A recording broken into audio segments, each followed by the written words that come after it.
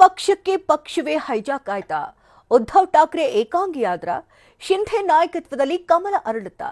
ಶಿವಸೇನೆ ಚಿಹ್ನೆ ಶಿಂಧೆ ಪಾಲಾಗುತ್ತಾ? ನೋಡೋಣ ಮಹಾ ಬಡಿದಾಟ ನ್ಯೂಸ್ ಟಾಪ್ 9 ನಲ್ಲಿ. ಮಹಾರಾಷ್ಟ್ರ ರಾಜಕೀಯ ಬೆಳವಣಿಗೆ ಇಡೀ ದೇಶವೇ ಶಾಕ್ ಆಗಿದೆ. ಕ್ಷಣಕ್ಕೂ ಬದಲಾವಣೆ ಆಗ್ತಾ ಇರುವುದನ್ನ ನೋಡ್ತಾ ಇರುವಂತಹ ಜನ ಏನಾಗುತ್ತೋ ಏನೋ ಅನ್ನೋ ಆತಂಕದಲ್ಲಿದ್ದಾರೆ. ಈ ನಡುವೆ ಉದ್ಧವ್ ಠಾಕ್ರೆಯನ್ನೇ ಏಕನಾಥ್ ಶಿಂಧೆ ಓವರ್ಟೇಕ್ ಮಾಡಿದ್ದಾರೆ. ಶಿವಸೇನೆಯನ್ನ ಬಾಳಾ ಸಾಹೇಬ್ ಠಾಕ್ರೆ ಕಟ್ಟಿ ಬೆಳೆಸಿದರೆ ಈ ಪಕ್ಷವನ್ನೇ ಏಕನಾಥ್ ಶಿಂಧೆ ಹೈಜಾಕ್ ಮಾಡಿದ್ದಾರೆ. ಈ ಮೂಲಕ ಠಾಕ್ರೆ ಕುಟುಂಬಸ್ಥರಿಗೆ ಶಿವಸೇನೆಯಲ್ಲಿ ಕಿಮ್ಮತ್ತಿಲ್ಲ ಅನ್ನೋದು ಗೊತ್ತಾಗಿದೆ.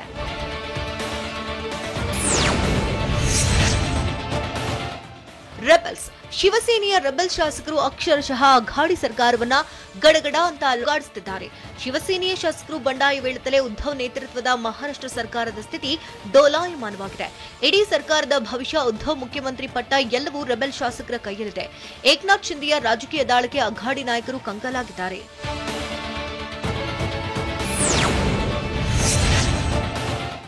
ಮಹಾಮೈತ್ರಿ ಸರ್ಕಾರದಲ್ಲಿ ಬಿರುಗಾಳಿ ಬೀಸಿದ್ದು ಸಿಎಂ ಉದ್ಧವ್ ಠಾಕ್ರೆ ಕುರ್ಚಿ ಅಲುಗಾಡ್ತಾ ಇದೆ. ಹೀಗಾಗಿ ಉದ್ಧವ್ ಠಾಕ್ರೆ ರಾಜೀನಾಮೆ ನೀಡುವುದು ಬಹುತೇಕ ಖಚಿತವಾಗಿದೆ. ಇದರ ಬೆನ್ನಲ್ಲೇ ಉದ್ಧವ್ ಠಾಕ್ರೆ ಸರ್ಕಾರಿ ನಿವಾಸ ಖಾಲಿ ಮಾಡಿದ್ದಾರೆ.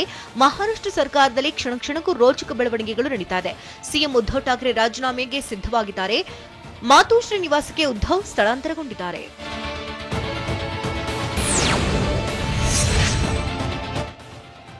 ಏಕನಾಥ ಶಿಂಧೆ ರೆಬಲ್ ಆಗಿದ್ದರಿಂದಾಗಿ ಅಘಾಡಿ ಸರ್ಕಾರದಲ್ಲಿ ದಿನೇ ದಿನೇ ಬಂಡಿದ್ದಂತಹ ಶಾಸಕರ ಪಟ್ಟಿ ಬೆಳೀತಾನೆ ಇದೆ. ಹೀಗಾಗಿ ಉದ್ಧವ್ ಠಾಕ್ರೆ ಬಣದ ಶಾಸಕರ ಸಂಖ್ಯೆ 18ಕ್ಕೆ ಕುಸಿದಿದೆ. ಗುವಾಹಟಿಯ ಶಿವಸೇನೆಯ 4 ಶಾಸಕರು ಹಾರಿದ್ದಾರೆ. ಇದೀಗ ಶಿವಸೇನೆಯ ರೆಬಲ್ ಶಾಸಕರ ಸಂಖ್ಯೆ 37ಕ್ಕೆ ಹೆಚ್ಚಿದೆ. ಕ್ಷಣಕ್ಕೂ ಏಕನಾಥ್ ಶಿಂಧೆ ಬಣದ ಬಲ ಹೆಚ್ಚಾಗ್ತಾ ಇದೆ. ಪಕ್ಷಾಂತರ ನಿಷೇಧ ಕಾಯ್ದೆ ಕ್ರಮ ಕೈಗೊಳ್ಳಲು ಸಮಸ್ಯೆಯಾಗಿದೆ. 3/2 ಶಾಸಕರು ಪಕ್ಷ ತೊರೆದರೆ ಕಷ್ಟವಾಗಲಿದೆ.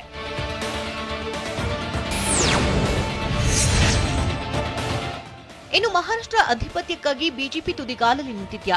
ಏಕನಾಥ್ ಶಿಂಧೆ ನಾಯಕತ್ವದಲ್ಲಿ ಕಮಲ ಅರಳುತ್ತಾ ಅನ್ನೋ ಕುತೂಹಲ ಕೆರಳಿಸಿದೆ. ಯಾಕಂದ್ರೆ ಈಗಾಗಲೇ ಶಿಂಧೆ ಸಂಖ್ಯಾಬಲ ಹೆಚ್ಚಳದ ಬೆನ್ನಲ್ಲೇ ಬಿಜೆಪಿ ಕೂಡ ಅಲರ್ಟ್ ಆಗಿದ್ದು, ರಾಜಕೀಯ ಹೈಡ್ರಾಮದ ನಡುವೆ ಕೇಸರಿ ಪಡೆ ಹೊಸ ಗೇಮ್ ಶುರು ಮಾಡಿದೆ.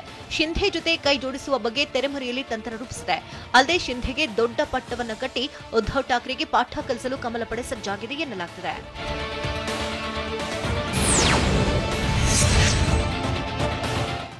ಇಂಟ್ರೆಸ್ಟಿಂಗ್ ಅಂದ್ರೆ ಏಕನಾಥ್ ಶಿಂಧೆ ಬಣ ಮತ್ತಷ್ಟು ಸ್ಟ್ರಾಂಗ್ ಆಗ್ತಾ ಇದ್ದು, ಏಕನಾಥ್ ಶಿಂಧೆ ಬಣದಲ್ಲಿ ಪಕ್ಷದ 3/2 ಶಾಸಕರಿದ್ದಾಗ ಪ್ರತ್ಯೇಕ ಬಣವಾಗಿ ಗುರುತಿಸಿಕೊಳ್ಳಬಹುದು. ಇದಷ್ಟೇ ಅಲ್ಲ, ಪಕ್ಷಾಂತರ ನಿಷೇಧ ಕಾಯ್ದೆಯಡಿ ಶಾಸಕರನ್ನು ಅನರ್ಹಗೊಳಿಸಲು ಸಾಧ್ಯವಾಗಲ್ಲ. ಯಾಕಂದ್ರೆ ತಮ್ಮದೇ ನಿಜವಾದ ಶಿವಸೇನಾ ಪಕ್ಷ 3/2 ಶಾಸಕರಿದ್ದೇವೆ, ನಮ್ಮ ಬಣಕ್ಕೆ ಶಿವಸೇನಾ ಪಕ್ಷ ಅಂತ ಮಾನ್ಯತೆ ನೀಡುವಂತೆ ಸ್ಪೀಕರ್ ಚುನಾವಣಾ ಆಯೋಗಕ್ಕೆ ಮನವಿ ಸಲ್ಲಿಸುವ ಸಾಧ್ಯತೆ ಇದೆ.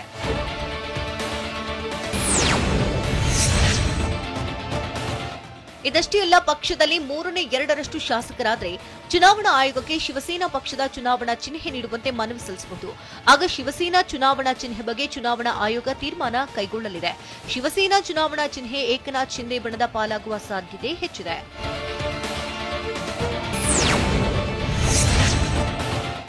ಸದ್ಯ ಶಿವಸೇನೆಯ 55 ಶಾಸಕರ ಪೈಕಿ 42 ಶಾಸಕರು ಏಕನಾಥ ಶಿಂಧೆ ಬಣದಲ್ಲಿದ್ದಾರೆ. ಹೀಗಾಗಿ ಪಕ್ಷದ 3/2 ಶಾಸಕರ ಬೆಂಬಲ ಏಕನಾಥ ಶಿಂಧೆ ಬಣಕ್ಕಿದೆ. ಈ ಮೂಲಕ ನಂಬರ್ ಗೇಮ್ನಲ್ಲಿ ಏಕನಾಥ ಶಿಂಧೆ ಬಣದ ಕೈ ಮೇಲಾಗಿದೆ. ಅಲ್ಲದೆ ಮಹಾರಾಷ್ಟ್ರದ ವಿಧಾನಸಭೆಯ 106 ಬಿಜೆಪಿ ಶಾಸಕರ ಜೊತೆಗೆ ಏಕನಾಥ ಶಿಂಧೆ ಬಣದ 42 ಮಂದಿ ಬೆಂಬಲ ಸೇರಿದ್ರೆ 148ಕ್ಕೆ ಸಂಖ್ಯಾಬಲ ಏರಿಕೆಯಾಗುವ ಸಾಧ್ಯತೆ ಇದೆ.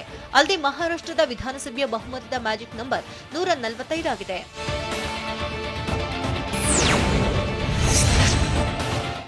ಒಂದು ಕಡೆ ಏಕನಾಥ್ ಶಿಂಧೆ ಬಣ ಸರ್ಕಾರ ಕೆಡವಲು ಸಜ್ಜಾಗಿ ನಿಂತಿದ್ರೆ, ಇನ್ನೊಂದು ಕಡೆ ಮಹಾರಾಷ್ಟ್ರ ರಾಜಕಾರಣದ ಟ್ರಬಲ್ ಶೂಟರ್ಗಳಾದ ಎನ್ಸಿಪಿಯ ಶರದ್ ಪವಾರ್ ಮತ್ತು ಕಾಂಗ್ರೆಸ್ನ ಕಮಲ್ನಾಥ್ ಅಘಾಡಿ ಸರ್ಕಾರ ಉಳಿಸಿಕೊಳ್ಳಲು ಇನ್ನಿಲ್ಲದ ಪ್ರಯತ್ನ ನಡೆಸುತ್ತಿದ್ದಾರೆ.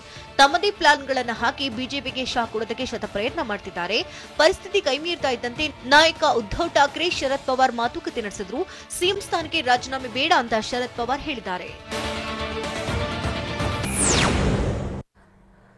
ಇಂದು ಎಂವಿಎ ಸರ್ಕಾರಕ್ಕೆ ಬೆಂಬಲ ಹಿಂಪಡೆಯುವ ಸಾಧ್ಯತೆ. ಉದ್ಧವ್ ಸರ್ಕಾರಕ್ಕಿಲ್ವಾ ಬಹುಮತ? ವಿಶ್ವಾಸಮತ ಯಾಚನೆಗೆ ಉದ್ಧವ್ ತಯಾರಿ ನಡೆಸಿದ್ದಾರಾ? ನೋಡೋಣ ಸರ್ಕಾರ ಪತನ ನ್ಯೂಸ್ ಟಾಪ್ 9 ನಲ್ಲಿ.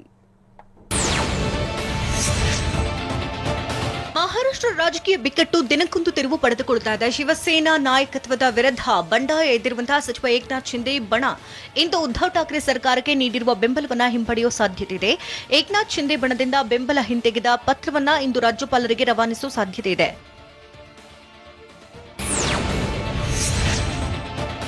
ಮಹಾರಾಷ್ಟ್ರದ ಸಿಎಂ ಉದ್ಧವ್ ಠಾಕ್ರೆ ಸರ್ಕಾರಕ್ಕೆ ಏಕನಾಥ್ ಶಿಂದೆ ಬಣದ 40 ಶಿವಸೇನೆಯ ಶಾಸಕರು ಬೆಂಬಲ ಹಿಂತೆಗೆದುಕೊಂಡರೆ ಉದ್ಧವ್ ಠಾಕ್ರೆ ಸರ್ಕಾರ ಬಹುಮತ ಕಳೆದುಕೊಳ್ಳಲಿದೆ.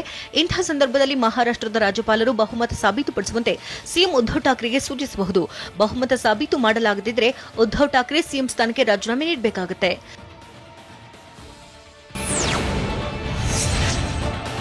ಸಿಎಂ ಉದ್ಧವ್ ಠಾಕ್ರೆ ಕೂಡ ಇದೀಗ ಸಿಎಂ ಸ್ಥಾನಕ್ಕೆ ರಾಜೀನಾಮೆ ನೀಡುವ ಬದಲು ವಿಧಾನಸಭೆಯಲ್ಲಿ ವಿಶ್ವಾಸಮತ ಯಾಚಿಸುವ ಆಲೋಚನೆಯಲ್ಲಿದ್ದಾರೆ.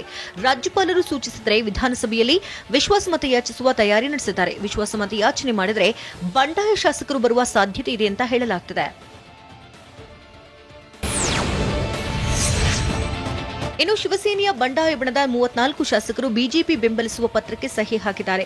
ಈ ಪತ್ರಕ್ಕೆ ಇನ್ನಷ್ಟು ಶಿವಸೇನೆಯ ಬಂಡಾಯ ಬಣದ ಶಾಸಕರು ಸಹಿ ಹಾಕುವ ಸಾಧ್ಯತೆ ಇದೆ.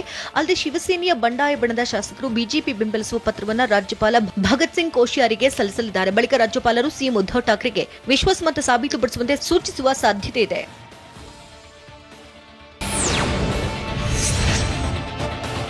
ಸಚಿವ ಏಕನಾಥ್ ಶಿಂದೆ ಬಣದಲ್ಲಿ ಸದ್ಯ 48 ಶಾಸಕರಿದ್ದಾರೆ ಅಂತ ಹೇಳಿಕೊಂಡಿದ್ದಾರೆ. ಸದ್ಯ ಅಸ್ಸಾಂನ ಗೌಹಾಟಿಯಲ್ಲಿ 41 ಶಿವಸೇನೆಯ ಶಾಸಕರಿದ್ದಾರೆ. ಏಕನಾಥ್ ಶಿಂದೆ ಬಣಕ್ಕೆ 4 ಪಕ್ಷೇತರ ಶಾಸಕರಿಂದಲೂ ಬೆಂಬಲ ವ್ಯಕ್ತವಾಗಿದೆ. ಇನ್ನು 7 ಮಂದಿ ಬಂಡಾಯ ಶಾಸಕರು ಗುವಾಹಟಿ ತಲುಪುವ ಸಾಧ್ಯತೆ ಇದೆ.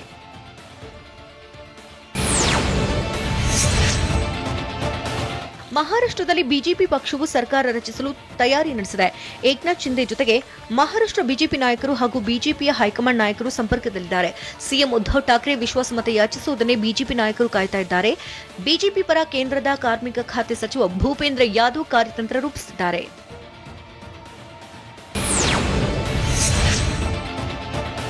ಮಹಾರಾಷ್ಟ್ರ ರಾಜಕೀಯ ಬಿಕ್ಕಟ್ಟಿನ ಮಧ್ಯೆ ಕಾಂಗ್ರೆಸ್ ನಾಯಕಿ ಪ್ರಿಯಾಂಕಾ ಗಾಂಧಿ ಮುಂಬೈಗೆ ಆಗಮಿಸಿದ್ದಾರೆ. ಪ್ರಿಯಾಂಕಾ ಗಾಂಧಿ ಮುಂಬೈಗೆ ಆಗಮಿಸಿರುವುದು ಕುತೂಹಲಕ್ಕೆ ಕಾರಣವಾಗಿದೆ.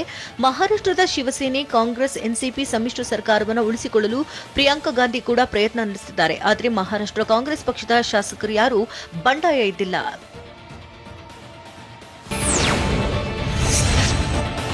ಮಹಾರಾಷ್ಟ್ರ ಶಿವಸೇನೆಯ ಶಾಸಕರ ಬಳಿಕ ಶಿವಸೇನೆಯ ಲೋಕಸಭಾ ಸದಸ್ಯರು ಕೂಡ ಬಂಡಾಯ ಏಳುವ ಸಾಧ್ಯತೆ ಇದೆ. ಲೋಕಸಭೆಯಲ್ಲಿ ಸದ್ಯ ಶಿವಸೇನೆ ಪಕ್ಷವು 18 ಲೋಕಸಭಾ ಸದಸ್ಯರನ್ನು ಹೊಂದಿದೆ. 18 ಲೋಕಸಭಾ ಸದಸ್ಯರ ಪೈಕಿ ಹಲವರು ಲೋಕಸಭೆಯಲ್ಲಿ ಪ್ರತ್ಯೇಕ ಬಣವಾಗಿ ಗುರುತಿಸಿಕೊಳ್ಳುವ ಸಾಧ್ಯತೆ ಇದೆ. 4 ಲೋಕಸಭಾ ಸದಸ್ಯರು ಏಕನಾಥ್ ಶಿಂದೆ ನಾಯಕತ್ವಕ್ಕೆ ಬೆಂಬಲ ವ್ಯಕ್ತಪಡಿಸಿದರೆ ಥಾನೆಯ ರಾಜನ್ ವಿಚಾರೆ, ವಾಶಿಂ ಕ್ಷೇತ್ರದ ಭಾವನಾ ಗೌಳಿ, ರಾಮಟೆ ಕ್ಷೇತ್ರದ ಕೃಪಾಲ್ ತುಮಾನೆ, ಕಲ್ಯಾಣ್ ಕ್ಷೇತ್ರದ ಶ್ರೀಕಾಂತ್ ಶಿಂದೆ ಬಂಡಾಯ ಎದ್ದೇಳುವ ಸಾಧ್ಯತೆ ಇದೆ.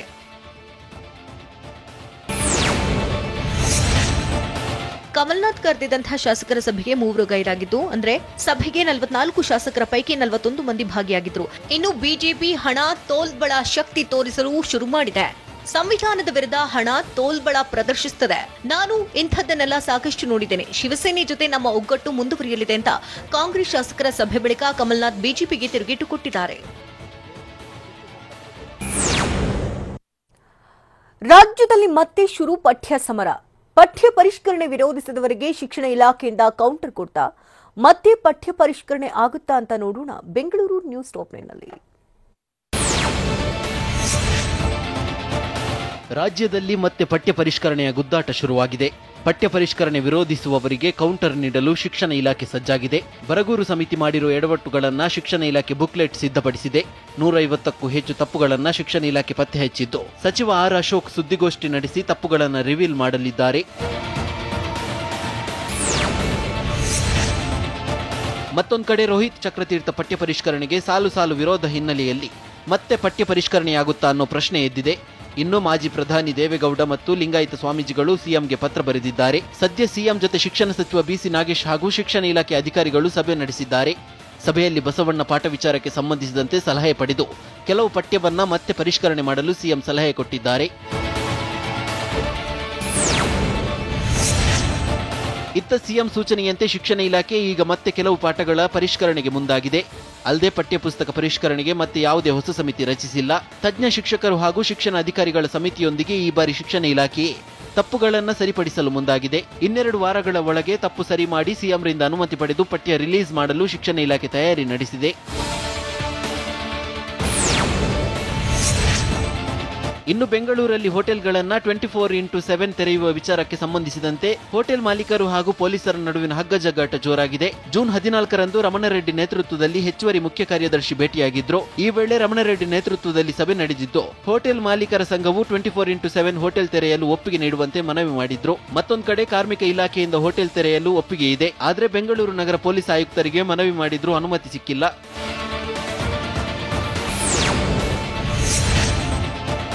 ರಾಜ್ಯದಲ್ಲಿ ಕೊರೋನಾ ಹೆಚ್ಚಳದ ನಡುವೆ ಹೊಸ ತಳಿ ಪತ್ತೆಯಾಗಿದೆ. ಒಮಿಕ್ರಾನ್ ಉಪತಳಿ BA3, BA4, BA5 ವೈರಸ್ ಪತ್ತೆಯಾಗಿದೆ. ಜೂನ್ 2ರಿಂದ 9ರ ನಡುವೆ ಸಂಗ್ರಹಿಸಿದ್ದ 44 ಸ್ಯಾಂಪಲ್ಗಳ ಪೈಕಿ 38 ಸ್ಯಾಂಪಲ್ಗಳಲ್ಲಿ BA5 ತಳಿ ಕಂಡುಬಂದಿದೆ. ಸದ್ಯ BA2 ತಳಿಯಿಂದ 82% ಸೋಂಕು ಹೆಚ್ಚಳವಾಗಿದ್ದು, ಹೊಸದಾಗಿ ಪತ್ತೆಯಾಗಿರುವ ತಳಿಗಳ ಬಗ್ಗೆ ಆರೋಗ್ಯ ಇಲಾಖೆ ನಿಗಾ ವಹಿಸಿದೆ. ಇಷ್ಟೇ ಅಲ್ಲದೆ ಕೊರೋನಾ 4ನೇ ಅಲೆಗೆ ಕಾರಣವಾಗುತ್ತಾ ಹೊಸ ತಳಿಗಳು ಅನ್ನೋ ಟೆನ್ಷನ್ ಆರೋಗ್ಯ ಇಲಾಖೆಗೆ ಶುರುವಾಗಿದೆ. ಇಡಿ ವಿಚಾರಣೆಗೆ ಸೋನಿಯಾ ಗೈರಾಗ್ತಾರಾ? ಪಾಲಿಕೆಯ ಅಸಲಿ ಬಣ್ಣ ಬಯಲು. ಪ್ರಧಾನಿ ಮೋದಿ ಮೆಚ್ಚಿಸಲು ಹೋಗಿ ಎಡವಟ್ ಮಾಡ್ಕೊಳ್ತಾ ಬಿಬಿಎಂಪಿ. 7 ವರ್ಷದ ಬಾಲಕಿ ಢೆಂಗಿಗೆ ಬಲಿಯಾದ್ಲಾ? ನೋಡೋಣ ಸಮಗ್ರ ನ್ಯೂಸ್ ಟಾಪ್ 9ನಲ್ಲಿ. ನ್ಯಾಷನಲ್ ಹೆರಾಲ್ಡ್ ಹಗರಣದಿಂದಾಗಿ ರಾಹುಲ್ ಗಾಂಧಿ ಮತ್ತು ಸೋನಿಯಾ ಇಕ್ಕಟ್ಟಿಗೆ ಸಿಲುಕಿದ್ದಾರೆ. ಇವತ್ತು ಸೋನಿಯಾ ಗಾಂಧಿ ವಿಚಾರಣೆ ಇರೋದು ಮತ್ತಷ್ಟು ಕುತೂಹಲಕ್ಕೆ ಕಾರಣವಾಗಿದೆ. ಕೊರೋನಾ ಸೋಂಕಿಗೆ ತುತ್ತಾಗಿ ಚಿಕಿತ್ಸೆ ಪಡೆದು ಸೋನಿಯಾ ಗಾಂಧಿ ಡಿಸ್ಚಾರ್ಜ್ ಆಗಿದ್ದಾರೆ. ಈಗಾಗಲೇ ಜೂನ್ 23 ಅಂದ್ರೆ ಇವತ್ತು ವಿಚಾರಣೆಗೆ ಹಾಜರಾಗಬೇಕು ಅಂತ ಇಡಿ ಸಮನ್ಸ್ ಕೊಟ್ಟಿದೆ. ಆದರೆ ಸೋನಿಯಾ ಗಾಂಧಿ ಇಡಿಗೆ ಪತ್ರ ಬರೆದಿದ್ದು ಅನಾರೋಗ್ಯದ ಕಾರಣ ಹೇಳಿ ಇಂದಿನ ವಿಚಾರಣೆಗೆ ವಿನಾಯಿತಿ ಕೋರಿದ್ದಾರೆ.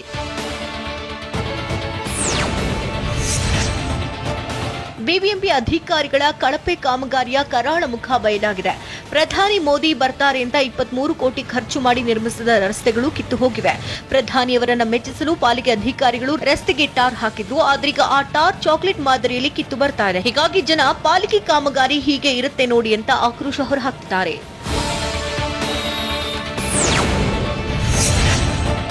ಇನ್ನು ಪ್ರಧಾನಿ ಮೋದಿ ಉದ್ಘಾಟನೆಗೆ ಬಂದಿದ್ದ ಅಂಬೇಡ್ಕರ್ ಅರ್ಥಶಾಸ್ತ್ರ ಕಾಲೇಜಿನ ರಸ್ತೆಯಲ್ಲಿ ದೊಡ್ಡ ಗುಂಡಿ ಬಿದ್ದಿದೆ. ಅದು ಕೂಡ ಪ್ರಧಾನಿ ಬರುವ ಕಾರಣ ನಿರ್ಮಿಸಿದ್ದ ರಸ್ತೆಯಲ್ಲೇ ಬೃಹತ್ ಗುಂಡಿ ಬಿದ್ದಿದ್ದು ಬಿಬಿಎಂಪಿಯ ಕಳಪೆ ಕಾಮಗಾರಿ ಬಟಾಬಯಲಾಗಿದೆ.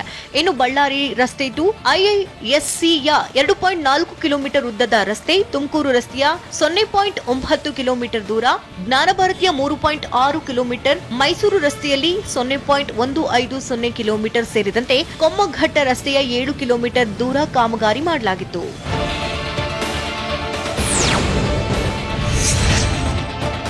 ಎಂಥ ವಿಪರ್ಯಾಸ ನೋಡಿ. ಕಳ್ಳನನ್ನ ಹಿಡಿದಿದ್ದೇವೆ ಬನ್ನಿ ಅಂದ್ರೂ ಪೊಲೀಸರು ಬಂದಿಲ್ಲ. ಮಧ್ಯರಾತ್ರಿ ಗ್ರಾಮಸ್ಥರು ಕರೆ ಮಾಡಿ ವಿಷಯ ತಿಳಿಸಿದ್ರು. ಬೆಂಗಳೂರು ಗ್ರಾಮಾಂತರ ಜಿಲ್ಲೆಯ ದೇವನಹಳ್ಳಿ ತಾಲೂಕಿನ ವಿಜಯಪುರ ವಿಶ್ವನಾಥಪುರ ಪೊಲೀಸರು ಬೇಜವಾಬ್ದಾರಿ ತೋರಿದ್ದಾರೆ. ನಮ್ಮ ಪೊಲೀಸ್ ಠಾಣಾ ವ್ಯಾಪ್ತಿಗೆ ಬರಲ್ಲ ಅಂತ ಒಬ್ರು, ಮತ್ತೊಬ್ರು ನೀವೇ ಕರೆತಾನೆ ಅಂತ ಡೈಲಾಗ್ ಹೊಡೆದಿದ್ದಾರೆ. ಹೀಗಾಗಿ ಪೊಲೀಸರ ಬೇಜವಾಬ್ದಾರಿಗೆ ಗ್ರಾಮಸ್ಥರು ಆಕ್ರೋಶ ಹೊರಹಾಕಿದ್ದಾರೆ.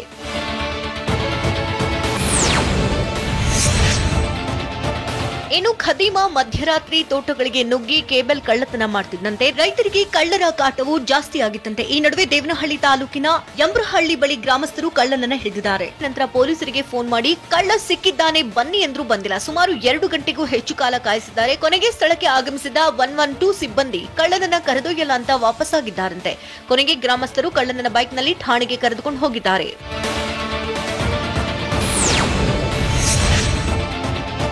ಕಲಬುರಗಿ ಜಿಲ್ಲೆಯ ಅಫಜಲ್ಪುರ ತಾಲೂಕಿನ ಗಾಣಗಾಪುರದ ದತ್ತಾತ್ರೇಯ ದೇಗುಲದಲ್ಲಿ ಅರ್ಚಕರೇ ಸರ್ಕಾರಕ್ಕೆ ಕೋಟ್ಯಂತರ ರೂಪಾಯಿ ವಂಚಿಸಿದ್ದಾರೆ. ದೇಗುಲದ ಸರ್ಕಾರಿ ವೆಬ್ಸೈಟ್ ಇದ್ರೂ ದೇವಸ್ಥಾನದ ಹೆಸರಿನಲ್ಲಿ ನಕಲಿ ವೆಬ್ಸೈಟ್ ತೆರೆದು ವಂಚನೆ ಮಾಡಿದ್ದಾರೆ.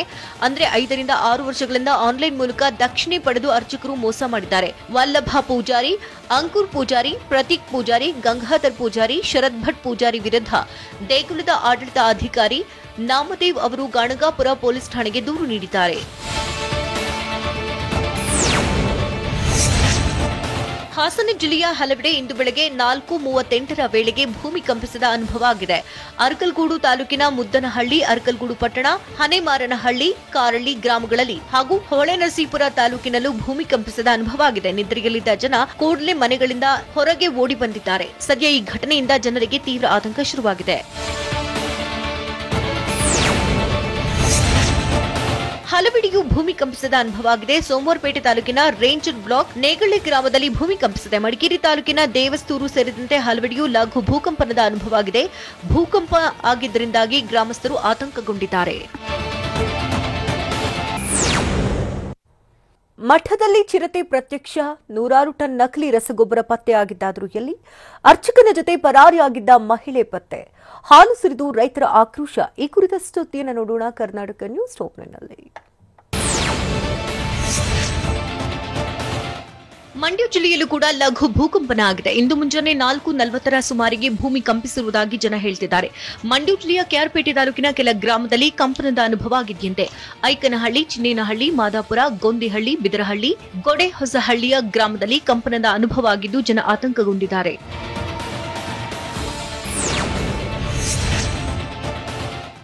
ಮಂಡ್ಯದಲ್ಲಿ ದಿನೇ ದಿನೇ ಚಿರತೆಯ ದಾಳಿ ಹೆಚ್ಚಾಗ್ತಾ ಇದೆ. ಮಂಡ್ಯ ಜಿಲ್ಲೆಯ ಪಾಂಡವಪುರ ತಾಲೂಕಿನ ಬೇಬಿ ಬೆಟ್ಟದ ಶ್ರೀರಾಮ ಯೋಗೇಶ್ವರ ಮಠದಲ್ಲಿ ಚಿರತೆಯೊಂದು ಪ್ರತ್ಯಕ್ಷವಾಗಿದೆ. ಮಠಕ್ಕೆ ನುಗ್ಗಿದ್ದ ಚಿರತೆ ನಾಯಿಯ ಮರಿಯನ್ನ ಕಚ್ಚಿಕೊಂಡು ಹೋಗಿದೆ.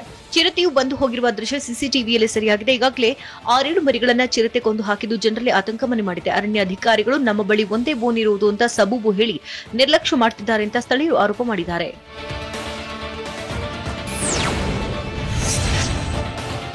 ಹೀರೆಕಾಯಿಯಲ್ಲಿ ಡಿಫರೆಂಟ್ ಡಿಸೈನ್ಗಳು. ವಿಜಯನಗರ ಜಿಲ್ಲೆಯ ಹರಪನಹಳ್ಳಿ ತಾಲೂಕಿನ ಹಲವಾಗಲು ಗ್ರಾಮದ ರೈತ ಮಹೇಂದ್ರ ಎಂಬುವರ ಜಮೀನಿನಲ್ಲಿ ಅಪರೂಪದ ಘಟನೆ ನಡೆದಿದೆ. ಮಹೇಂದ್ರ ಅವರು ಹೀರೆಕಾಯಿ ಬೆಳೆ ಬೆಳೆದಿದ್ದು ಈ ತರಕಾರಿಯಲ್ಲಿ ಹಾವು, ಗಿಳಿ, ಬಾತುಕೋಳಿ ಹೀಗೆ 10 ಹಲವಾರು ಆಕೃತಿಯಲ್ಲಿ ಹೀರೆಕಾಯಿ ಬೆಳೆದಿವೆ. ಈ ಅಪರೂಪದ ಘಟನೆ ನೋಡಲು ಅಕ್ಕಪಕ್ಕದ ಗ್ರಾಮದ ಜನ ಮಹೇಂದ್ರ ಅವರ ಜಮೀನಿಗೆ ಬರ್ತಿದ್ದಾರಂತೆ.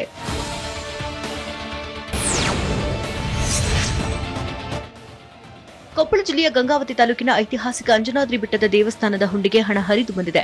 ಕಳೆದ 54 ದಿನಗಳಲ್ಲಿ ಹುಂಡಿಯಲ್ಲಿ 21 ಲಕ್ಷಕ್ಕೂ ಹೆಚ್ಚು ಕಾಣಿಕೆ ಸಂಗ್ರಹವಾಗಿದೆ. ವಿಶೇಷ ಅಂದ್ರೆ ಹುಂಡಿಯಲ್ಲಿ ನೇಪಾಳ ದೇಶದ ನೋಟು ಕೂಡ ಪತ್ತೆಯಾಗಿದೆ. ಇನ್ನು ಅಂಜನಾದ್ರಿ ವಿವಾದದ ನಡುವೆಯೂ ದೇವಸ್ಥಾನಕ್ಕೆ ಭಕ್ತರು ಹರಿದು ಬಂದಿದ್ದು ಕಾಣಿಕೆಯೂ ಹೆಚ್ಚಾಗಿ ಹರಿದು ಬರ್ತಿದೆ. ಮೈಸೂರು ಜಿಲ್ಲೆಯ ನಂಜನಗೂಡು ತಾಲೂಕಿನ ಹಿರಿಕಾಟಿ ಗ್ರಾಮದಲ್ಲಿ ನಕಲಿ ರಸಗೊಬ್ಬರ ತಯಾರಿಕಾ ಘಟಕದ ಮೇಲೆ ನಂಜನಗೂಡು ಮೈಸೂರು ಕೃಷಿ ಅಧಿಕಾರಿ ದಾಳಿ ನಡೆಸಿದರು. ಈ ವೇಳೆ 100 ಟನ್ ನಕಲಿ ರಸಗೊಬ್ಬರ ಪತ್ತೆಯಾಗಿದ್ದು ಜಮೀನು ಮಾಲೀಕ ಹಾಗೂ ಆರೋಪಿಗಳು ಎಸ್ಕೇಪ್ ಆಗಿದ್ದಾರೆ. ಮಣ್ಣಿಗೆ ರಸಗೊಬ್ಬರದ ಬಣ್ಣ ಮಿಶ್ರಣ ಮಾಡಿ ಪ್ರತಿಷ್ಠಿತ ಕಂಪನಿಯ ಬ್ಯಾಗ್ಗಳಲ್ಲಿ ಮಾರಾಟ ಮಾಡುತ್ತಿದ್ರು. ಸದ್ಯ ಘಟನೆ ಸಂಬಂಧ ನಂಜನಗೂಡು ಪೊಲೀಸ್ ಠಾಣೆಯಲ್ಲಿ ಕೇಸ್ ದಾಖಲಾಗಿದೆ.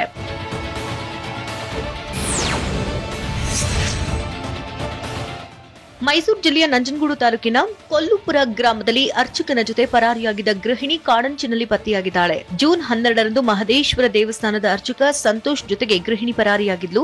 ಸದ್ಯ 2 ಮಕ್ಕಳ ತಾಯಿಯಾಗಿರುವಂತಹ ಈಕೆ ಅರ್ಚಕನೇ ಬೇಕು ಅಂತ ಪಟ್ಟು ಹಿಡಿದಿದ್ದಾಳೆ. ಇನ್ನು ಪೂಜೆಗೆ ಹೋದಾಗ ಗೃಹಿಣಿ ಪರಿಚಯ ಮಾಡಿಕೊಂಡಿದ್ದಂತಹ ಅರ್ಚಕ ಸಂತೋಷ್ ನಿನಗೆ ಹೊಸ ಬಾಳು ಕೊಡ್ತೀನಿ ಅಂತ ನಂಬಿಸಿ ಕರೆದುಕೊಂಡು ಹೋಗಿದ್ದಂತೆ.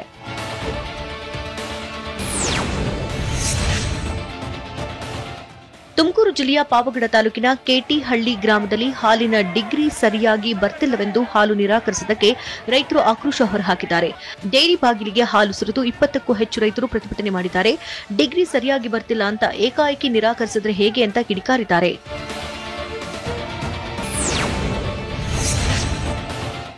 ಏಷ್ಯನ್ ಚಾಂಪಿಯನ್ಸ್ ಗೇಮ್ಸ್ ಕುಸ್ತಿ ಸ್ಪರ್ಧೆಯಲ್ಲಿ ಕನ್ನಡಿಗ ಸಾಧನೆ ಮಾಡಿದ್ದಾರೆ. ನಿಂಗಪ್ಪ ಗೆನೆಣ್ಣವರೆಂಬರು 45 ಕೆಜಿ ಕುಸ್ತಿ ವಿಭಾಗದಲ್ಲಿ ಚಿನ್ನ ಗೆದ್ದು ಸಂಭ್ರಮಿಸಿದ್ದಾರೆ. ನಿಂಗಪ್ಪ ಬಾಗಲಕೋಟೆ ಜಿಲ್ಲೆಯ ಮುಧೋಳ ತಾಲೂಕಿನ ನಿವಾಸಿಯಾಗಿದ್ದು ಕರ್ಗಿಸ್ತಾನದ ಬಿಷ್ಕೇಕ್ನಲ್ಲಿ ನಡೆದಂತಹ 17 ವರ್ಷದೊಳಗಿನ ಏಷ್ಯನ್ ಚಾಂಪಿಯನ್ಶಿಪ್ ಗೇಮ್ಸ್ನಲ್ಲಿ ಗೆದ್ದಿದ್ದಾರೆ.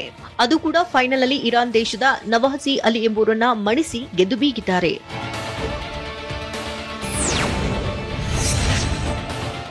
ಸತ್ತವರ ಹೆಸರಿನಲ್ಲಿ ಉದ್ಯೋಗ ಖಾತ್ರಿ ಕಾರ್ಡ್ ಜೊತೆಗೆ ಲಕ್ಷಾಂತರ ರೂಪಾಯಿ ವಂಚನೆ ಮಾಡಿರುವಂತಹ ಆರೋಪದಡಿ ಪಿಡಿಒ ಅಮಾನತಾಗಿದ್ದಾರೆ. ದಾವಣಗೆರೆ ಜಿಲ್ಲೆಯ ಜಗಳೂರು ತಾಲೂಕಿನ ಅಣಬೂರ ಹಾಗೂ ಹನುಮಂತಾಪುರ ಗ್ರಾಮ ಪಂಚಾಯಿತಿ ಪಿಡಿಒ ನಾಗರಾಜ್ ಅಮಾನತಾಗಿದ್ದು ಲಕ್ಷ ವಂಚನೆ ಮಾಡಿದ್ದಾರೆ. ಸರಿಸುಮಾರು 60 ಲಕ್ಷ ರೂಪಾಯಿ ಸಾಮಗ್ರಿ ಖರೀದಿ ಮತ್ತು 32 ಲಕ್ಷ ರೂಪಾಯಿಗೆ ಲೆಕ್ಕವೇ ಕೊಟ್ಟಿಲ್ವಂತೆ. ಇಂಗ್ಲೆಂಡ್ಗೆ 8 ವಿಕೆಟ್ಗಳ ಭರ್ಜರಿ ಜಯ. ರಾಯ್ ಬಟ್ಲರ್ ಸ್ಫೋಟಕ ಬ್ಯಾಟಿಂಗ್. ರಣಜಿ ಟ್ರೋಫಿ ಫೈನಲ್ನಲ್ಲಿ ಡಿಆರ್ಎಸ್ ಇಲ್ಲ. ವಿಕ್ರಾಂತ್ ರೋಣನ ಪ್ರಚಾರದ ಪ್ಲಾನ್ ಹೇಗಿದೆ? ಈ ಕುರಿತು ನೋಡೋಣ ಕ್ರೀಡೆ ಸಿನಿಮಾ ನ್ಯೂಸ್ ಟಾಪ್ನಲ್ಲಿ. ಆಮ್ಸ್ಟೆಲ್ವೇನ್ನ ವಿಆರ್ಎ ಕ್ರಿಕೆಟ್ ಮೈದಾನದಲ್ಲಿ ನಡೆದ ನೆದರ್ಲ್ಯಾಂಡ್ಸ್ ವಿರುದ್ಧದ 3ನೇ ಏಕದಿನ ಪಂದ್ಯದಲ್ಲಿ ಇಂಗ್ಲೆಂಡ್ 8 ವಿಕೆಟ್ಗಳ ಭರ್ಜರಿ ಜಯ ಗಳಿಸಿದೆ. ಮೊದಲು ಬ್ಯಾಟಿಂಗ್ ಮಾಡಿದ ನೆದರ್ಲ್ಯಾಂಡ್ಸ್ 49.2 ಓವರ್ಗಳಿಗೆ ಎಲ್ಲ ವಿಕೆಟ್ ಕಳೆದು 244 ರನ್ ಗಳಿಸಿತು. ಗುರಿ ಬೆನ್ನಟ್ಟಿದ ಇಂಗ್ಲೆಂಡ್ 30.1 ಓವರ್ಗೆ 2 ವಿಕೆಟ್ ನಷ್ಟದಲ್ಲಿ 248 ರನ್ ಗಳಿಸಿ ಗೆಲುವಿನ ನಗೆ ಬೀರಿತು.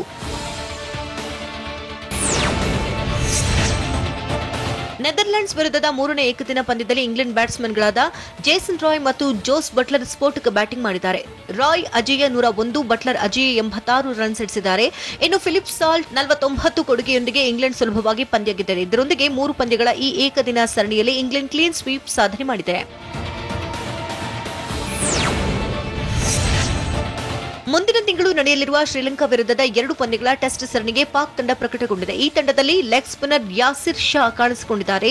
ಕಳೆದ ವರ್ಷ ಗಾಯಕ್ಕೀಡಾದ ಯಾಸಿರ್ ಸುದೀರ್ಘ ಕಾಲ ತಂಡದಿಂದ ಹೊರಗಿದ್ರು. 36ರ ಹರೆಯದ ಯಾಸಿರ್ 11 ತಿಂಗಳಿಗೆ ಹಿಂದೆ ವೆಸ್ಟ್ ಇಂಡೀಸ್ ವಿರುದ್ಧ ಕಡೆಯ ಟೆಸ್ಟ್ ಪಂದ್ಯ ಆಡಿದ್ರು. ಬೆಂಗಳೂರಿನ ಚಿನ್ನಸ್ವಾಮಿ ಮೈದಾನದಲ್ಲಿ ರಣಜಿ ಟ್ರೋಫಿ ಫೈನಲ್ ಪಂದ್ಯ ನಡೀತಾ ಇದೆ. ಮುಂಬೈ ಮತ್ತು ಮಧ್ಯಪ್ರದೇಶ ತಂಡಗಳು ಫೈನಲ್ನಲ್ಲಿ ಮುಖಾಮುಖಿಯಾಗಿದೆ. ಆದರೆ ಈ ಪಂದ್ಯದ ವೇಳೆ ಡೆಸಿಷನ್ ರಿವ್ಯೂ ಸಿಸ್ಟಂನ ವ್ಯವಸ್ಥೆ ಇಲ್ಲ. ಜಗತ್ತಿನ ಅತಿ ಶ್ರೀಮಂತ ಕ್ರಿಕೆಟ್ ಬೋರ್ಡ್ ಎನಿಸಿರುವ ಬಿಸಿಸಿಐಯ ಈ ನಡೆ ಕ್ರಿಕೆಟ್ ಅಭಿಮಾನಿಗಳಲ್ಲಿ ಅಚ್ಚರಿ ಮೂಡಿಸಿದೆ.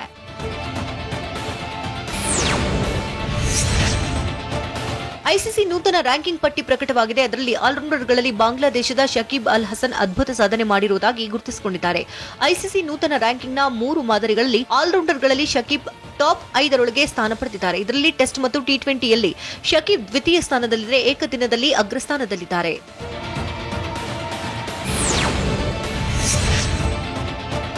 ಸೆಂಚುರಿ ಸ್ಟಾರ್ ಶಿವರಾಜ್ ಕುಮಾರ್ ಹಾಗೂ ಡ್ಯಾನ್ಸ್ ಕಿಂಗ್ ಪ್ರಭುದೇವ್ ಜೋಡಿಯ ಸಿನಿಮಾಗೆ ಯೋಗರಾಜ್ ಭಟ್ ಆಕ್ಷನ್ ಕಟ್ ಹೇಳ್ತಿದ್ದಾರೆ. ಈಗಾಗಲೇ ಸಿನಿಮಾಗೆ ಚಾಲನೆ ನೀಡಲಾಗಿದ್ದು ರಾಕ್ಲೈನ್ ವೆಂಕಟೇಶ್ ನಿರ್ಮಾಣ ಮಾಡುತ್ತಿರುವಂತಹ ಬಿಗ್ ಬಜೆಟ್ ಸಿನಿಮಾ ಇದಾಗಲಿದೆಯಂತೆ.